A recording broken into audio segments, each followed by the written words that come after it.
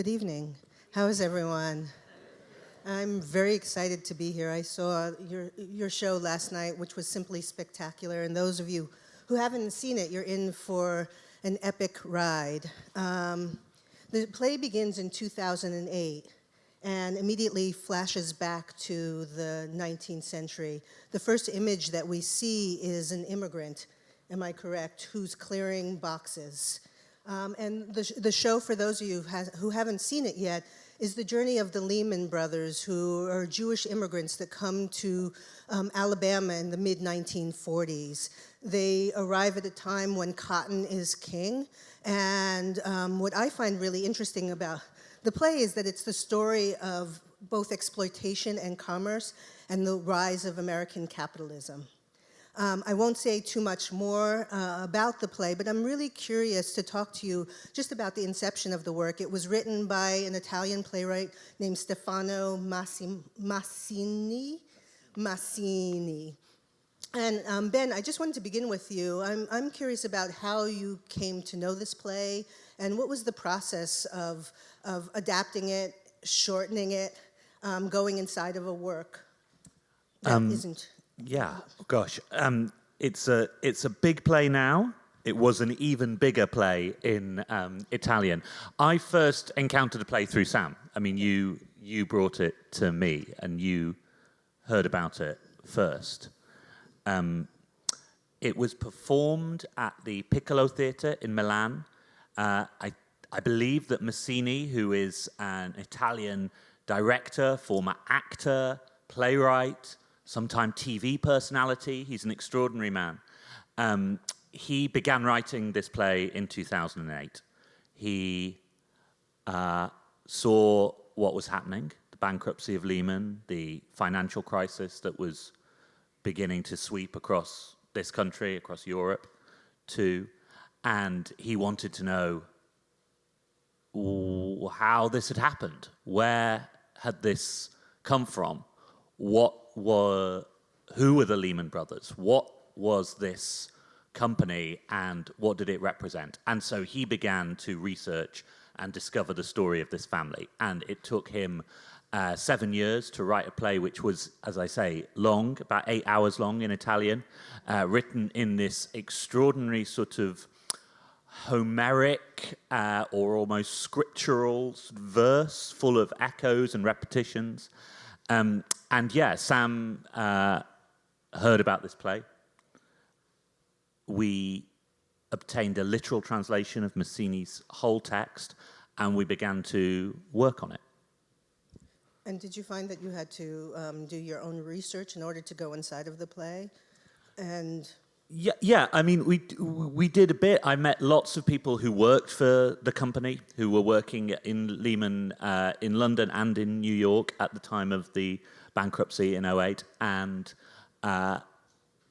we had fantastic conversations with a rabbi in London about the Jewish elements of the story, because it's very much a Jewish story. It's the story of these three brothers, Orthodox Jews from Rimpar, Bavaria, and how over the course of 3 generations, this family, this immigrant family, comes to America and is assimilated, not just assimilated into a culture, but is integral to the formation of that culture, and what their relationship is with their faith as they move further and further away from their home. One of the things that really struck me is that the rise and the fall of the Lehman Brothers was, and their wealth was really made on the back of slavery. And in many ways, this is a morality tale, and it's storytelling theater. And so, Sam, I'm interested about how you found a vocabulary, a performance vocabulary to tell this story, because it's done in a very unique way. Well, one of the things that Ben mentioned, one of the things that was extraordinary about the play was that, as he said, it came to us as a sort of 280-page block of text, but there was no indication as to who should say what, really. There were no speaking parts in the play. It was just, as Ben says, a poem. I think even originally he had written it as a radio play. And I received this literal translation, and I called him up and I said, well, how is this a play? You know, how did you do it? And he said, well, we did it with 12 people in Milan. And I said, well, who said what? He said, well, it's up to you. Which a little bit of a red rag to a bull for a theatre director. I mean, everything's up to me. So I felt like, I said, well, could you do it with less or with more? He said, yeah, absolutely. He said you could do it with one person if you wanted. So we embarked, I sent it to Ben, but we kept it as a literal translation, and we just messed around with it, really, at the National Theatre Studio. And I started with 12 people. I think it's fair to say I started with the idea of it being a large number of people in a small theatre.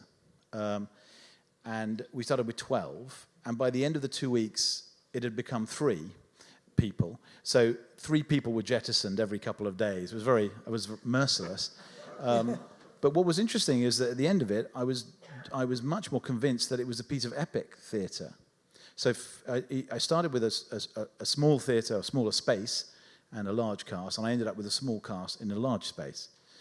Now, the reason why I felt it was 3 people is because the 3 brothers, the Lehman Brothers, with the people who came from Bavaria in the 1840s, something was lost when they left the play, I felt. And the tension between the past and the present, which needs to coexist all the time in the evening, you need to be aware of the traditions that have been abandoned, the rituals that have gradually lessened, that as time passes and things get watered down, as the business gets further and further away from the people that it was created to serve. And so I thought I found something that felt like a perfect shape.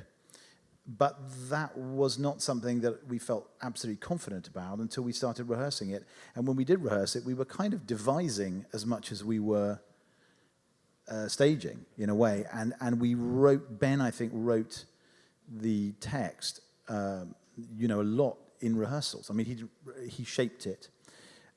Because when you have only 3 people, you have to shift rhythm and space and tempo and color and dynamic all the time. And so it's like a piece of music. And it's also, I suppose, of all the things I've ever done, probably the most heavily and tightly choreographed. I mean, it is to the gesture controlled.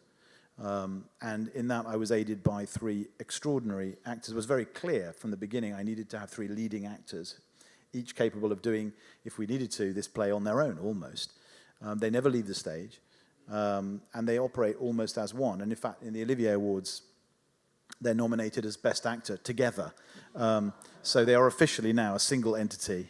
But I think that's fair, because I don't know how you would divide them up as performers. They're on stage 3.5 hours, and they probably play over 100 characters. In fact, Adam Godley probably plays more than 40.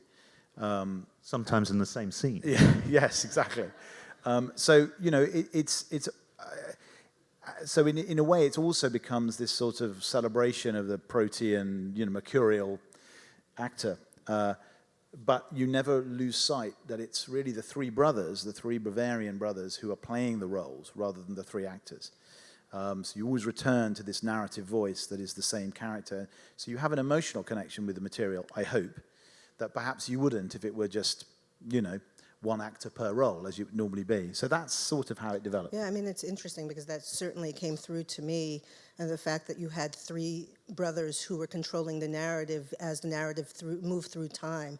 And so you felt very anchored to them from the beginning, from the very beginning of the piece to the very end. And I thought that was clever storytelling. And I wonder if you could talk, because I thought that the movement was exquisite and felt so thoroughly integrated into the piece, just how you worked with the movement director. Yes, I've got to be absolutely frank, I didn't work a great deal with the movement director because I wanted to, it's the most involved with movement I've ever been, because I felt like it needed to be a kind of very, very contained, very economical movement language. I've worked more with movement directors. Polly, who's a movement director on this, is very, very gifted. But in truth, it takes their natural linguistic, the natural language of their own bodies, and it develops them.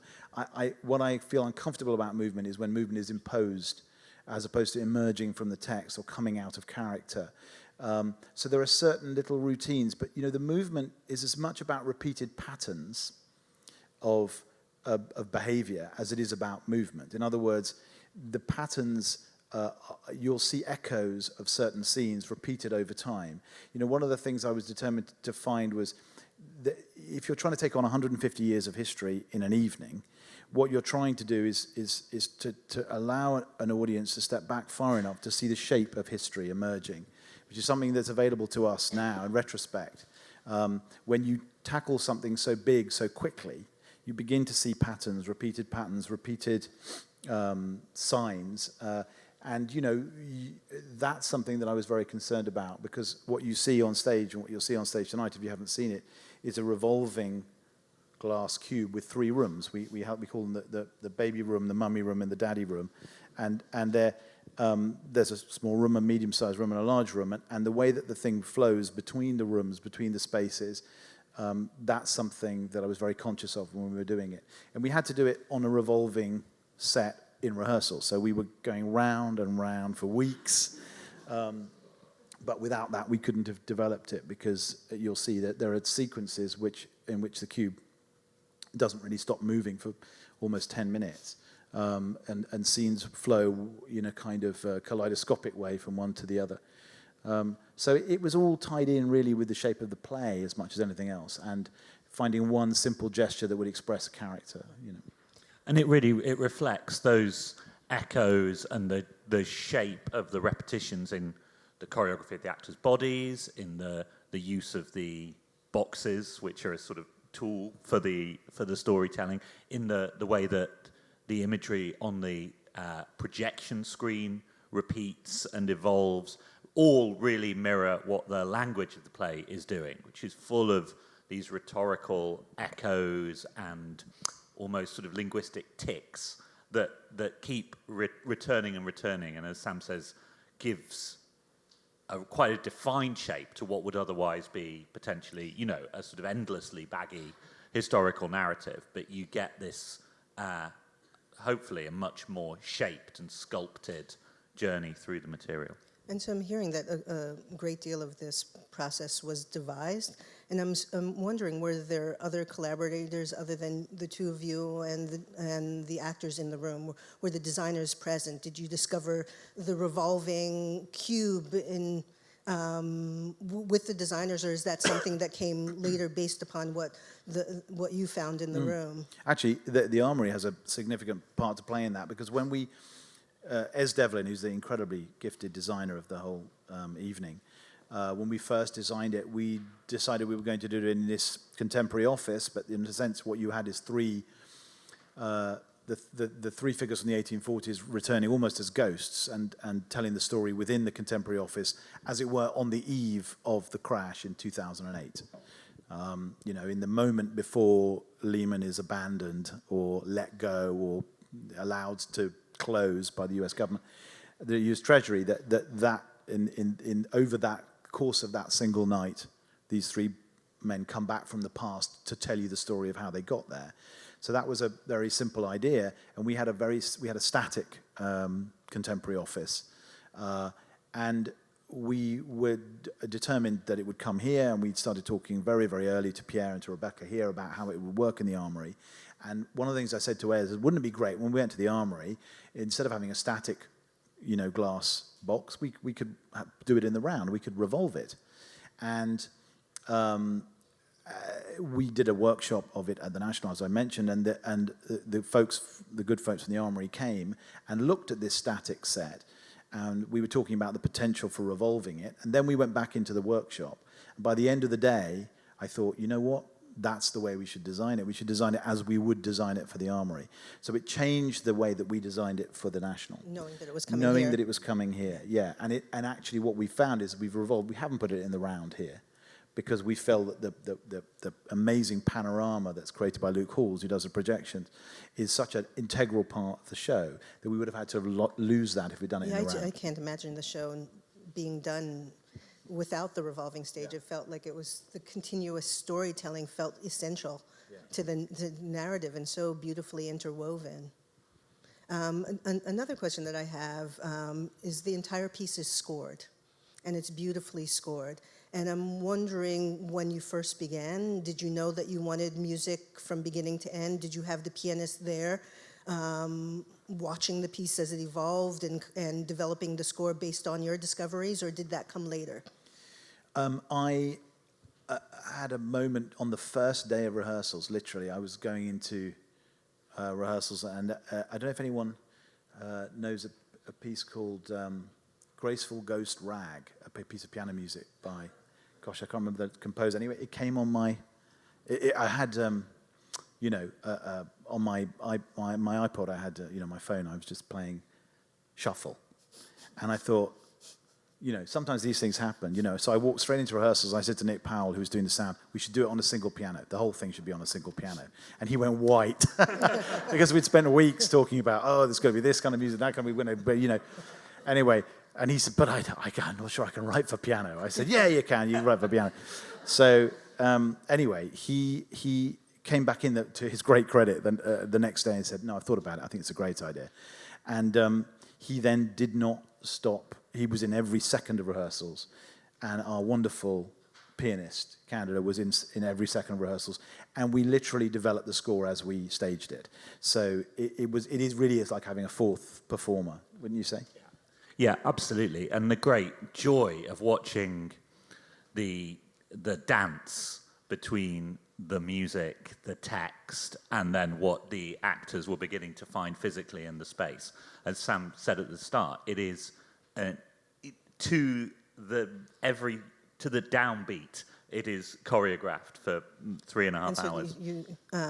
They began having a conversation with the musician, and that informed the choices that they were making. Exactly. So it was seamless. I wonder, both of you are English, and this is a quintessentially American story. What are you doing? And Here you are in the heart of the Upper East Side. I just, and I don't have a well-formed question, but I wonder what it was like to go inside of this very American tale. Well, I mean, it is weird. I mean, if you think about it, it's written by an Italian. It's been done everywhere else in the world. It's been done in Vienna and Berlin and Paris and in London, and now it finally arrives here. And it is peculiar. I mean, it was peculiar last night. You could feel a level of a kind of attention that was being paid, particularly to the third act when it gets closer and closer to the present day.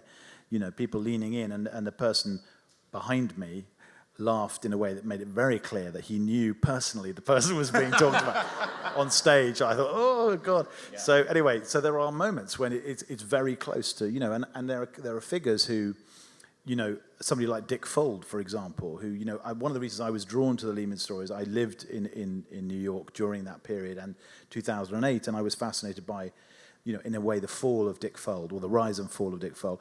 But, for you guys, that's a figure that you're very familiar with, probably. But in London, and indeed in Europe, he's not a figure in the same way, and so you do feel, as we're getting closer and closer to the hub of it, really. I think that it was done out of, for me, deep love for New York. In many ways, it's a hymn to New York and to the glorious and limitless possibility of the city. And it's fascinating. We were having this discussion before we came on, that the Lehman Brothers actually lived in this neighborhood. One brother lived on 62nd Street, East 62nd, the other on 55th. And so it seems kind of fortuitous that... The temples that they went to were here. This whole part of the island grew up around them as that first community was settling and beginning to build in the second half of the 19th century. And Emanuel Lehman, one of our protagonists, is integral to the formation of this community that still lives. And to be sitting amongst this community last night and for this run is amazing. I mean, I think that in terms of the outsider perspective, I think it is really interesting that Massini, as a European, is able to maybe write about America, about New York, about the romance of America, the immigrant nation, maybe just from a different perspective than you might be able to see yourselves. And it's then a perspective that the piece is able to hold as these three German Jews who never really lose their Germanness for all their, for all that they are a crucial part of the American story. They, certainly that first generation, the three founder brothers, remain Germans looking at this new land for their whole lives. But part of the narrative is them slowly figuring out ways to assimilate and let go of the old country. And to that end, I want to ask a question, because one of the things that's not very prominent in the narrative is anti-Semitism and racism. And I'm wondering how you negotiated talking about those issues without talking about those issues, because it seems at the core of the storytelling of a Jew coming to America in mid-19th century and landing in Alabama and making their fortune off of cotton is that racism and anti-Semitism have to play some role. And I think perhaps because Massini was an outsider, that he backed away from some of those complex issues. But now that you're telling this story here in America, I wonder what you're doing just to address that. I mean, it's interesting because anti-Semitism, it's touched on, you're right. I mean, he doesn't confront it head on. It's touched on very lightly in the first part of the play, in the sense in which, they're not, it's not as easy for the boys, for the three of them to progress their business, particularly in the South. It is a fact that the Lehmans owned slaves, and that aspect of the story is kind of elided. Even in the full text, it's elided. But, so are all sorts of other huge historical events. Yeah. I mean, the entire Holocaust is jumped in a sort of, in a small scene, is almost a gesture in a way.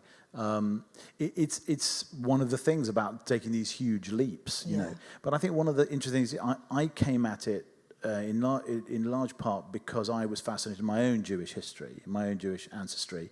And what you talk about there, the process of assimilation, one of the fascinating things about the play that it does articulate is the way in which the second and third generation Jews who had been fully assimilated began to distance themselves from the European newcomers who came post-war and post-Holocaust.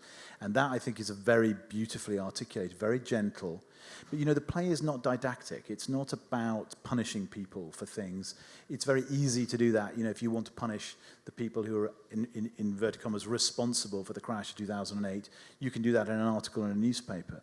To me, this is about dramatizing the very subtle shifts and the human beings that were striving always for something, not exclusively good always, but never exclusively bad. It's not painted in black and white, it's shades of grey, and I think that's one of the reasons why I was always interested in containing it within the frame of the three boys that first arrived, because it can get a bit didactic otherwise.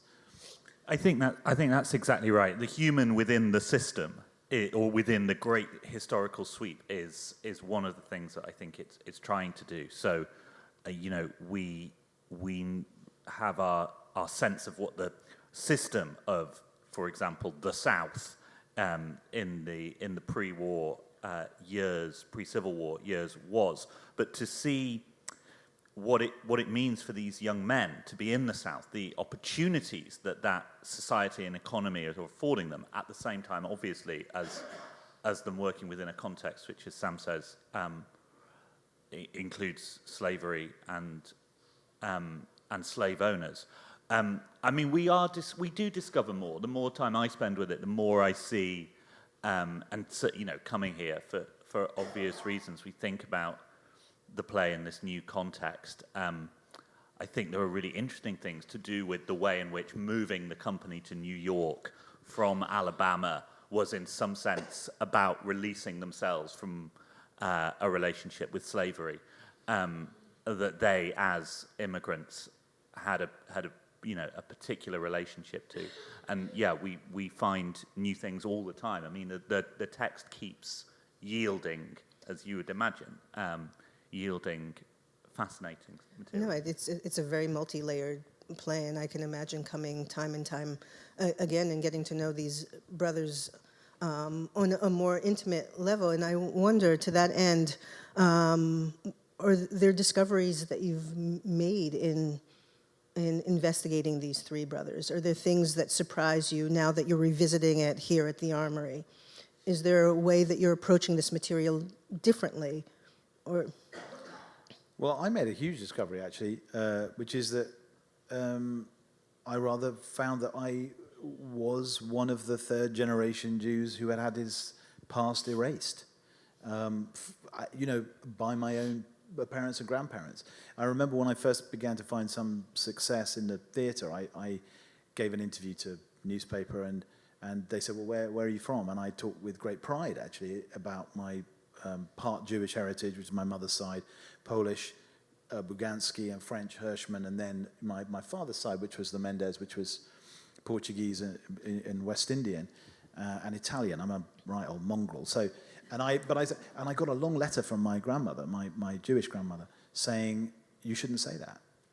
People will start calling you a dirty foreigner. I remember that very clearly, that phrase. She's dead now, but she put it in little inverted commas. And I had been, I suppose, and I was slightly ashamed. I was a little bit ashamed of saying it, and a little bit ashamed that she had said it, if you know what I mean. But it's still the residue. Of course, that's post-war. But in the process of doing this play and talking to rabbis and talking to people about some sort of spiritual system that has been that I've not been allowed to be a part of, that was something that I was really struck by, actually. And it has been a little. There's been a small personal journey of my own. It has nothing to do with the play, but it certainly has changed the way I've staged the third act. Even here, we have made changes, subtle, but I think substantial changes to the way that the end of the play feels.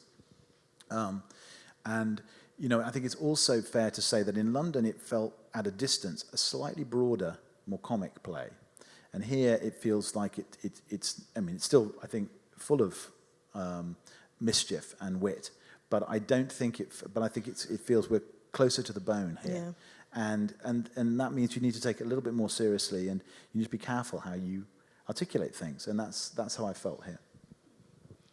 what about you, Ben?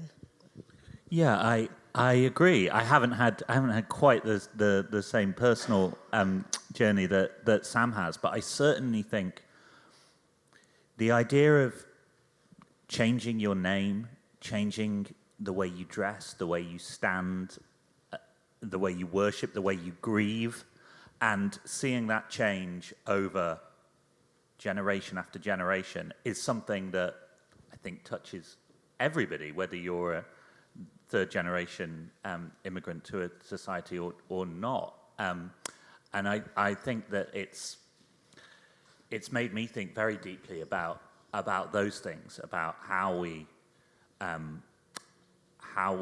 belong, how we include, how we today, as people in the United Kingdom or citizens of the US, think about our relationship with people from outside our own cultures and communities. We come from a place that's having like a sort of civic nervous breakdown right now because it can't quite remember what it thinks about people who come from outside it. Yeah, and in part I asked that question because I've had the experiences of a playwright of taking my work to other places and having a completely different resonance. I had a play called Ruined, which is about women who were sexually exploited in Congo, and we did it in Cambodia. And I thought, oh, well, this is a play about African women, but suddenly it landed very differently in Cambodia. And I heard the play with fresh ears. And there was one woman in particular who was directing it, and she was directing a young woman who was crying. And in Cambodia, at the time, the actress was crying like this. And the director says, "Do you understand what's going on?" And she said, "I was held captive by the Khmer Rouge. And she became so furious at this young woman. And suddenly I thought, I have no idea what my play is about. I'm being schooled in this moment of rehearsing my play. And it was really quite a special experience and forced me to revisit the play. And I had a similar experience with Sweat in London, where it landed just in the midst of this Brexit argument. And we in the United States are going through our own sort of economic struggles and woes, but it suddenly had a different resonance for me, because I thought this is a play that's universal. And I was approached by an Iranian translator. He said, I want to do this in Iran. I said, well, how does this play relate to Iran? He says, do you understand we're going through the exact same thing? And so that's part of the reason why I was asking the question, because sometimes you can be so intimate and familiar with the work, and each time you do it, it resonates in a different way, and you grow. I think, it feels always like such a privilege to be coming back to a text and to see a production evolve. You know, these actors now have played this play for 4 months in London, and they come to it now with a confidence and a knowledge inside it, and then you begin to discover it afresh.